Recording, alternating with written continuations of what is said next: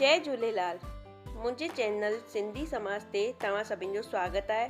अॼु मां तव्हांखे 4 मूर्तियूं, हाँ दोस्तों, घर में रखियल 4 मूर्तियुनि जे बारे में ॿुधाईंदसि जेकी कि पंहिंजे घर में बर्बादी जे अलावा ॿियो कुझु न आणींदियूं आहिनि। उन जे बारे में मां तव्हांखे ॿुधाईंदसि। हिंदू धर्म में सभिनि देवताउनि जो अलॻि अलॻि स्थान आहे ऐं सभिनि जे घरनि में मंदिर ज़रूरु हूंदो आहे। पर तव्हांखे पतो आहे कि अहिड़ियूं 4 मूर्तियूं घर में न रखणियूं खपजनि जंहिंसां कि असांजे घर में बर्बादी अचे। घर जो मंदिर कहिड़ी दिशा में हुजे इहो ज्ञान बि सभिनि खे न हूंदो आहे। मंदिर जो स्थान घर जी सुख शांति लाइ ॾाढो ज़रूरी आहे। मंदिर हमेशह साफ़ हुजणो खपजे ऐं मंदिर में कॾहिं बि अंधेरो न हुजणो खपजे। घर जे मंदिर में का बि टुटल मूर्ति न हुजे ऐं असां अॼु अहिड़े देवताउनि जे बारे में ॿुधाईंदासीं जेके घर में पाण खे न रखणो खपजे। पहिरियों देवता त आहे भैरो देवता। इहो भोलेनाथ जो ई हिकु रौद्र रूप आहे।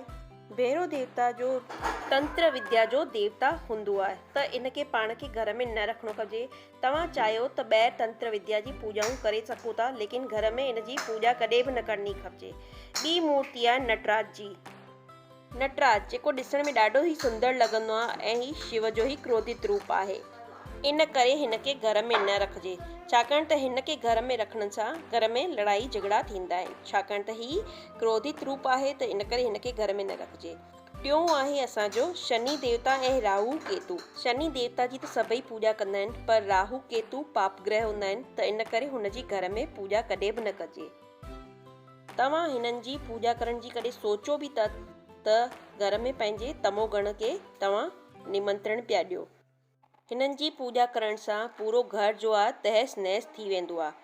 हाणे असां अचूं था चौथी मूर्ति। चौथी मूर्ति जेकी सिंह सवारी वारो देवता थींदो आहे उन जी आहे।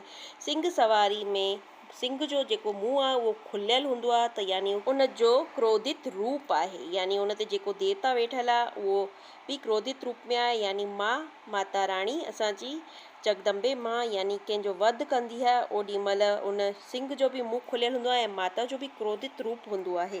अहिड़ी मूर्तियूं घर जा हर कम बिगाड़न वारियूं हूंदियूं आहिनि, घर में लड़ाई झगड़ा पैदा करण वारियूं हूंदियूं आहिनि ऐं दुश्मनी वधाइण वारियूं हूंदियूं आहिनि। इन करे अहिड़ियूं मूर्तियूं घर में कॾहिं बि आणण जी न सोचिजो।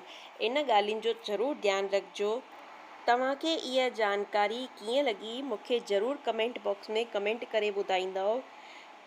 ऐं तव्हां ॿियो कुझु बि पुछणु चाहियो त मूंखां पुछी था सघो। वीडियो खे लास्ट ताईं ॾिसण लाइ धन्यवाद। जय झूलेलाल।